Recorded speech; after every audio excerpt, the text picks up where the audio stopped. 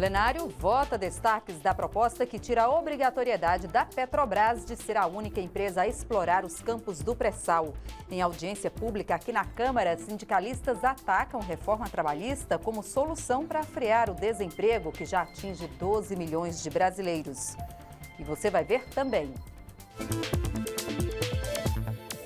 Oficiais de justiça protestam na Câmara contra a violência que sofrem no dia a dia e querem de volta o direito ao porte de arma.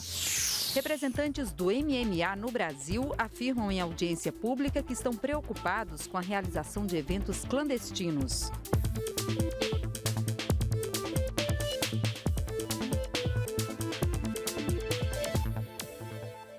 Boa noite em Brasília, 10 horas e 25 minutos. O Jornal da Câmara começa agora.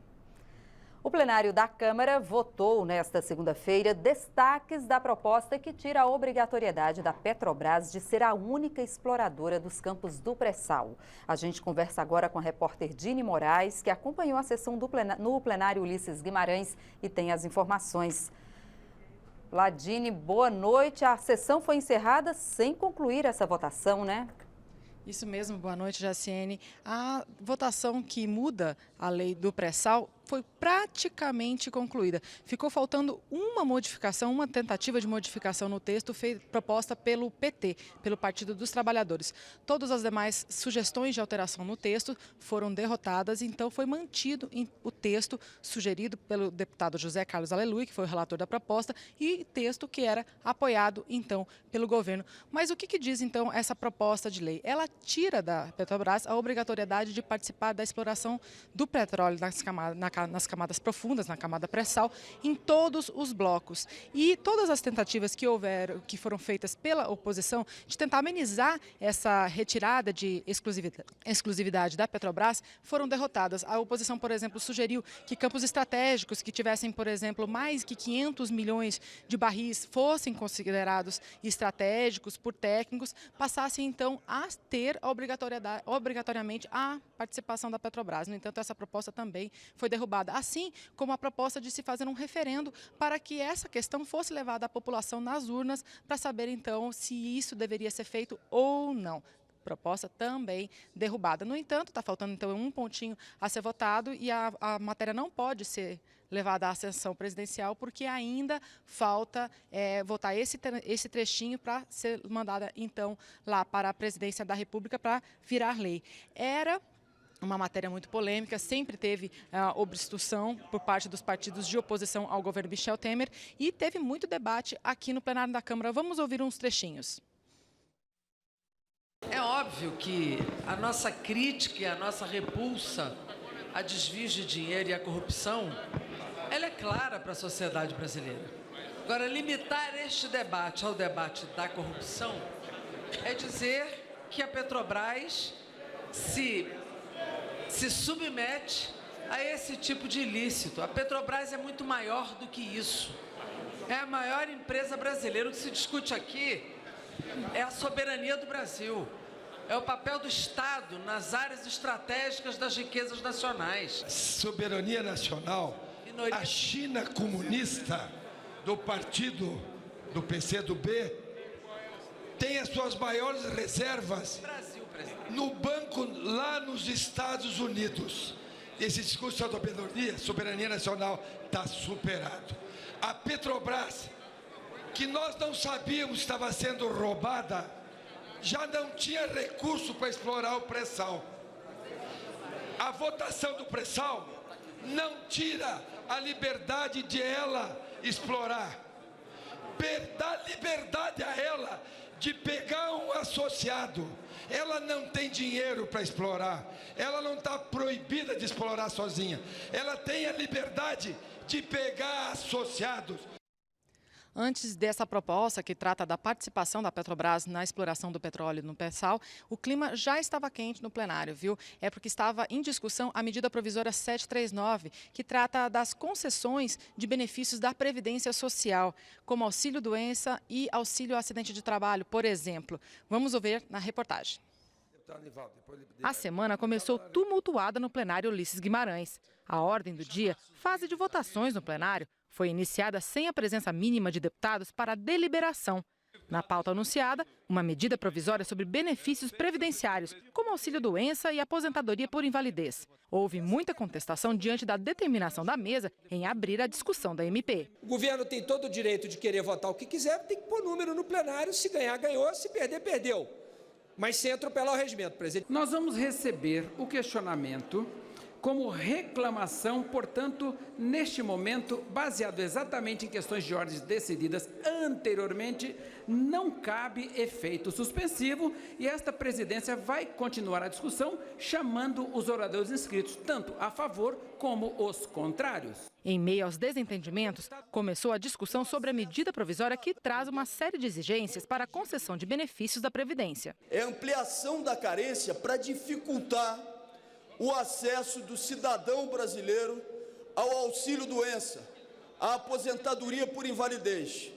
Quer dizer, então, que se ele não tiver contribuído por 12 meses e adoecer no 5º ou no 6º mês, ele não vai ter o direito ao auxílio-doença. Ele não vai ser considerado pelo Estado brasileiro. Depois que se estabeleceu determinados direitos de auxílios, auxílio-desemprego, auxílio-doença, auxílio tudo, começou-se um grande número de fraudes no país. É só lembrar daquela Georgina do Rio de Janeiro, que até ficou rica só dando golpe na Previdência, presidência. No fim, não foi votada nem essa medida provisória que trata dos benefícios previdenciários, nem uma outra que entrou em pauta no meio da tarde, a 738, que libera mais de R$1 bilhão para o BNDES para subsidiar projetos em todo o país. Ambas foram retiradas de pauta para que o projeto do pré-sal fosse votado. É com você, Jaciene. Obrigada, Dini, pelas informações. Em audiência pública na Comissão de Trabalho da Câmara, sindicalistas criticaram a proposta de reforma da legislação trabalhista como alternativa para frear o desemprego, que já atinge 12 milhões de brasileiros. De acordo com o IBGE, hoje existem 12 milhões de pessoas procurando emprego no Brasil. São 3 milhões e 200 mil pessoas a mais do que no mesmo período do ano passado. Desde o final de 2014, o desemprego vem crescendo no país. No trimestre de junho a agosto deste ano, a taxa chegou a 11,8%. O problema foi discutido em audiência pública da Comissão de Trabalho da Câmara, com a participação de sindicalistas. Para os representantes dos trabalhadores, a ideia de promover uma reforma na legislação trabalhista para combater o desemprego não é boa. As pessoas estão vendendo dificuldade para colher facilidade para o seu empreendimento. Nós temos que investir na construção civil, nós temos que voltar a discutir na linha branca, nós temos que voltar a discutir a questão do turismo no Brasil. Os participantes também criticaram a política econômica do governo. Como é que se aumenta o juro e reduz os gastos? Isso não vai dar crescimento. O ideal era gastar para gerar emprego, para produzir e juros baixos para continuar facilitando financiamento, compras. O Brasil pode passar a ter 5 feriados prolongados por ano, caso a proposta que tramita na Câmara sobre o tema seja aprovada. O projeto de lei que antecipa para segunda-feira os feriados que caem no meio da semana já foi aprovado na Comissão de Cultura. O objetivo é facilitar a vida do trabalhador e estimular o turismo. O Brasil tem 11 feriados nacionais. Um estudo da consultoria de recursos humanos Mercer mostra que o número não é exagerado. Nosso país está dentro da média mundial e tem número idêntico ao de países como Canadá, França, Itália e Suécia. Um projeto de lei em análise na Câmara transfere para segunda-feira os feriados que caiam no meio da semana. A exceção são os feriados de Ano Novo, Independência, Finados, Natal, Sexta-feira Santa e Corpus Christi, que continuarão sendo realizados em seus dias normais. Esta regra já existiu no Brasil entre os anos de 1985 a 1989. O relator da proposta, deputado José Stedley, explica que a antecipação dos feriados pode estimular o turismo e facilitar a vida dos trabalhadores. Ele também garante que conversou com empresários antes de apresentar o projeto. Eu consultei os trabalhadores, consultei os empresários e foi unânime a opinião dos dois setores que tocam a economia do Brasil. Todos eles acham que antecipar para segundas-feiras traz um benefício econômico para a nação e benéfico para os trabalhadores, porque favorece quem quer passear e usar o feriado como uma data prolongada do final de semana. O presidente da Câmara de Dirigentes Lojistas do DF reconhece que o projeto pode ajudar o setor de turismo, mas ele é contra a proposta, pois acha que a antecipação do feriado para segunda-feira acabaria criando feriadões prolongados, prejudiciais ao comércio. Ele é prejudicial ao comércio, porque justamente você vai colocar um feriado que vai estimular muito mais os consumidores a saírem daqui para consumir em outras cidades, né? E a maioria do Brasil hoje não são pontos turísticos, são cidades normais. Você tem alguns pontos turísticos que talvez fossem beneficiados, mas o grande rol das cidades do Brasil, aí pequenas, médias e grandes cidades, seriam prejudicadas na nossa visão. A proposta só se aplicará aos feriados nacionais. E se o projeto virar mesmo lei, passarão a valer 5 feriados prolongados por ano. Nas ruas, a proposta parece agradar. Acho extremamente produtivo.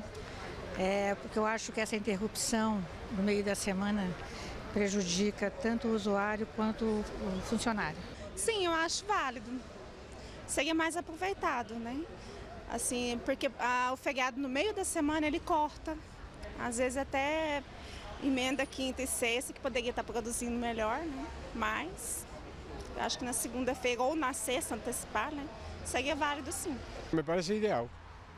Em minha terra sempre é assim. Eu sou argentino e em Buenos Aires sempre se passam para segunda-feira. O presidente da CNI concorda com a proposta. Ele explica que muitos feriados caem na terça e na quinta-feira, o que acaba provocando o chamado enforcamento da segunda e da sexta-feira, prejudicando o processo produtivo das empresas. Se nós tivéssemos um processo de transferir a comemoração dos determinados feriados, não todos, obviamente, o Natal não pode mudar de dia, por exemplo, certo? Para a segunda-feira, isso eliminaria, por exemplo, esse impacto na interrupção dos processos produtivos que tem efeito sobre a produtividade das empresas. Não estamos falando do feriado em si, do excesso de feriados, já estamos falando, ele eliminaria aquele famoso dia imprensado, que caracteristicamente é um dia de menor produtividade e, portanto, tem um impacto positivo e o setor industrial, com certeza, apoiará uma iniciativa dessa natureza. A Comissão de Constituição e Justiça da Câmara aprovou uma proposta para prevenir o doping involuntário de atletas. Com o objetivo de proteger os atletas brasileiros e evitar casos de doping não intencional, a proposta estabelece a exigência de inclusão de advertência na embalagem e na bula dos medicamentos, alertando para a existência de substâncias consideradas doping no esporte. O médico especialista em medicina esportiva, Dr. Carlos César Schleicher, realçou a importância do projeto. É importante que essas substâncias elas estejam mais que nunca evidentes, mesmo que para a população em geral, que aquela substância tem uma intercorrência, existe uma probabilidade da pessoa ser, vamos dizer, flagrada com algo que não é permitido ser utilizado ou ingerido. O relator na comissão explicou o motivo da proposta. O médico, ou então o mesmo atleta, se automedicando, não sabe dos componentes da bula que contém o medicamento e vindo prescrito na bula. Isso aí fica muito mais fácil para o atleta se identificar, até mesmo o médico ao prescrever. Então é isso o âmago do projeto. A proposta, que tramita em caráter conclusivo, ou seja, não precisa ser votada no plenário, já foi aprovada pelas comissões da Câmara e agora aguarda a análise do Senado. O MMA já é regulamentado como prática desportiva no Brasil. Apesar disso, representantes do esporte afirmaram em audiência pública na Câmara que estão preocupados com a realização de eventos clandestinos que colocam em risco a integridade dos atletas, dos árbitros e até mesmo do público. O MMA é reconhecido como esporte desde 1996. Inclui golpes de lutas em pé e no chão. O problema é que as regras estabelecidas pela Comissão Atlética Brasileira muitas vezes não são respeitadas pelos organizadores de eventos esportivos de MMA. Isso tem causado acidentes graves durante as lutas, muitas vezes irreversíveis. A MMA é uma prática desportiva segura. Agora, ela é uma prática desportiva segura quando feita sob uma entidade reguladora, quando feita sob uma entidade séria, uma entidade que tenha aí toda a preocupação, não só com as regras do esporte, mas também com a saúde do atleta. Se for assim, é uma prática extremamente segura, salutar, que tira a criança da rua e tira os jovens da droga. O presidente da Comissão Atlética de MMA acredita que para evitar estes eventos clandestinos, será preciso uma melhor fiscalização. Eventos para ocorrerem no país têm que se submeterem às regras da CAB, que são isso, exigências de exames médicos, né, exames antidoping que são realizados através de um sorteio. Então, a gente tenta seguir de uma forma, Stephanie, que o esporte em si não sofra interferência de terceiros que venham a prejudicar, porque não tem uma visão profissional do esporte, entendeu? É uma questão, uma visão muito amadora, sem a preocupação à saúde do atleta, o respeito ao público, então a integridade dos próprios promotores de eventos.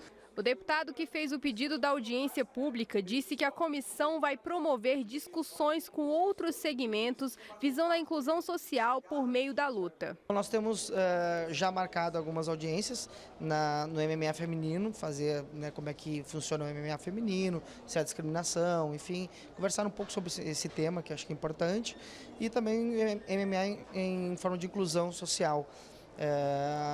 Hoje também ficou evidente que nós também vamos ter que discutir o MMA desportivo, o dito amador, e aí a gente vai aprofundar, vamos também propor aí audiências e sobre a regulamentação trazer os pequenos eventos, né, para que a gente possa ver outras opiniões e aí aumentar e melhorar, aí, se possível, um bom relatório para a questão do MMA.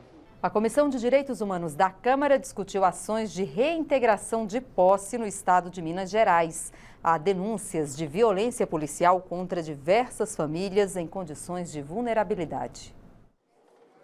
O debate foi proposto pelo deputado Padre João, do PT de Minas Gerais e presidente da Comissão de Direitos Humanos. De acordo com o parlamentar, no estado de Minas Gerais, famílias carentes que ocupam terrenos e prédios urbanos abandonados porque não têm moradia são frequentemente ameaçados. Durante a reunião, foi exibido um vídeo de um confronto recente entre a Polícia Militar e famílias que seriam despejadas de um complexo de favelas em Belo Horizonte.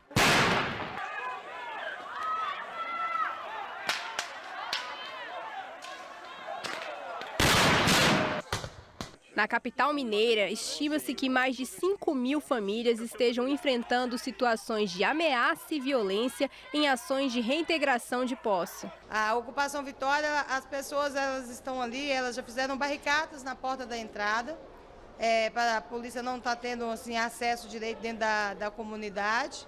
E elas estão assim, decididas a permanecer, elas não vão sair.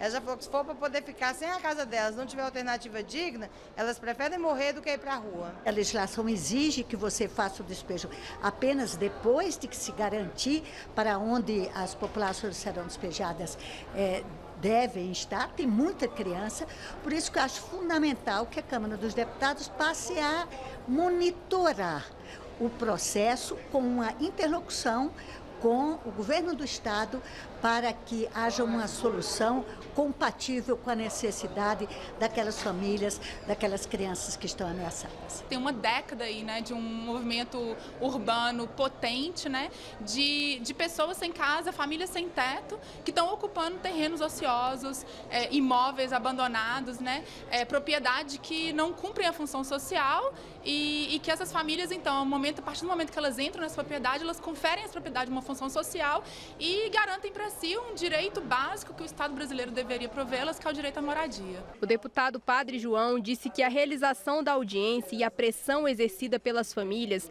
permitiu que o diálogo com o Estado fosse retomado. A presença também do governo federal aqui, ela possibilitou a retomada das negociações, porque determinadas ocupações vai precisar de recursos para a parte de infraestrutura. Então, o Ministério da Cidade, com as mesas de negociação do governo federal, acho que viabiliza e é um instrumento importante para anexar nos autos, ou seja, no judiciário, para não ter essa pressão da justiça no sentido de que as polícias executem essa reintegração de posse. Então, acho que cumpriu o objetivo essa audiência pública. Oficiais de justiça reclamaram aqui na Câmara da violência que sofrem no dia a dia. Eles têm a obrigação de entregar pessoalmente ordens judiciais, que muitas vezes contrariam o interesse de quem vai recebê-las. Em audiência na Comissão de Segurança Pública, representantes da categoria pediram a volta do direito ao porte de arma. Os oficiais de justiça vieram até a Câmara para protestar contra os episódios de violência que sofrem diariamente no exercício do seu trabalho. Em audiência pública, eles relataram a fragilidade da rotina desse profissional que tem a função de garantir o cumprimento das ordens judiciais. O representante da categoria contou um caso que mostra os perigos da profissão. Um colega oficial de justiça da Justiça do Trabalho do Rio de Janeiro, trabalhando em Barra do Piraí, município do interior do Rio de Janeiro, foi entregar uma notificação de audiência da Justiça do Trabalho, que seria uma coisa tranquila, dia tal tem uma audiência tal lá no Fórum da Justiça do Trabalho. O filho da reclamada deu 2 tiros nele. Os oficiais de justiça acreditam que o direito ao porte de armas para a categoria poderia melhorar um pouco a situação. Ele vai garantir ao menos que o oficial tenha um mínimo de chance de se defender. Porque quando o oficial de justiça tinha o porte de arma, depois do Estatuto de Desarmamento, ele perdeu. Hoje nós trabalhamos sem porte de arma institucional, nós não temos um carro do tribunal à nossa disposição, o nosso carro particular é posto em serviço. O autor do requerimento para audiência disse que as discussões sobre este tema vão continuar. Essa é a casa da lei. Aqui nós podemos oferecer projetos de lei e eles pediram vários desses. E essa comissão estudará todos os pedidos que foram apresentados durante a audiência pública. Foi lançada aqui na Câmara, nesta segunda-feira, a Frente Parlamentar Mista em favor dos profissionais do sistema socioeducativo. A cerimônia aconteceu no auditório Nereu Ramos. Dados do Conselho Nacional de Entidades Representativas de Profissionais do Sistema Socioeducativo apontam que o setor tem 15 mil trabalhadores no Brasil, com carga de 40 horas semanais.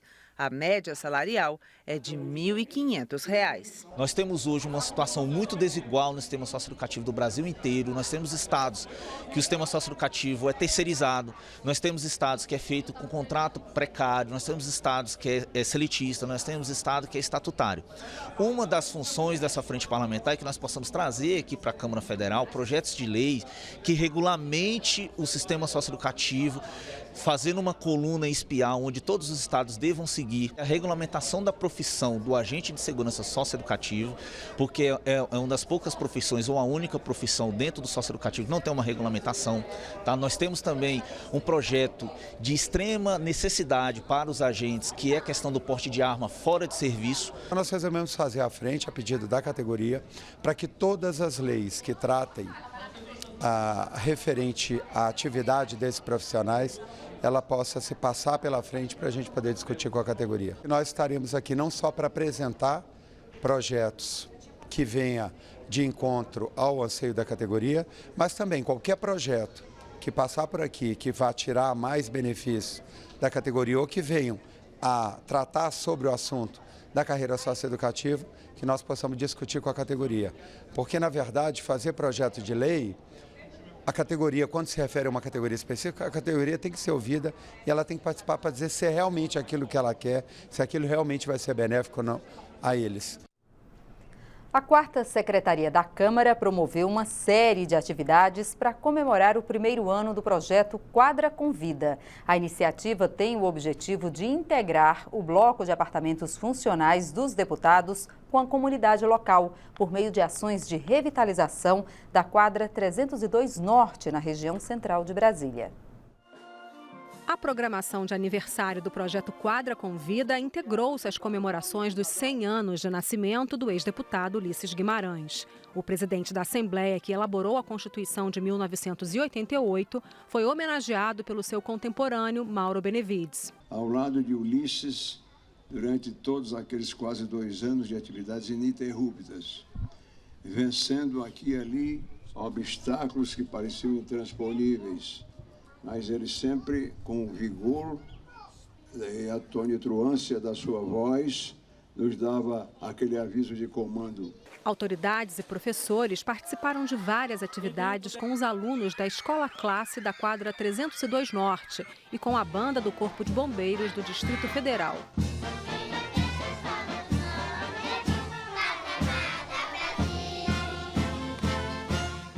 Houve contação de histórias com voluntários da Biblioteca da Câmara, jogo de basquete com cadeirantes e oficinas educativas, além de inauguração de um parque infantil. A escola recebeu equipamentos de informática, mesas interativas e um programa pedagógico completo do Grupo Positivo, um dos parceiros do projeto. A gente fez uma doação de um sistema completo, desde a parte do sistema de ensino do Aprende Brasil, que é da editora Positivo, como as mesas educacionais, que elas com o ensino de matemática, português e inglês, que faz parte da Positivo Informática. Ferramentas dessa natureza, bem aplicadas, acompanhadas, absolutamente não dispensa a presença do professor, pelo contrário, é que vão viabilizar esses projetos que queremos para o Brasil de uma educação em tempo integral. As novidades agradaram professores e alunos da Escola Classe 302 Norte. Eles estão saindo só daquela coisa do papel, do caderno, do livro, para praticar também na sala de informática e agora com o recurso do Lego também. Então eles estão gostando bastante. Da Câmara, a mesa diretora, todos nós, a quarta secretaria, fizemos um trabalho para que a gente pudesse trazer a melhor tecnologia, pudéssemos trazer o melhor sistema de ensino para que essa escola seja cada vez mais referência. Quando nós pegamos, há poucos dias atrás, saiu o IDEB. Essa escola saiu do 67º melhor IDEB de Brasília para o 30º melhor IDEB. E a nossa meta é que ela fique nas melhores escolas aqui do Distrito Federal.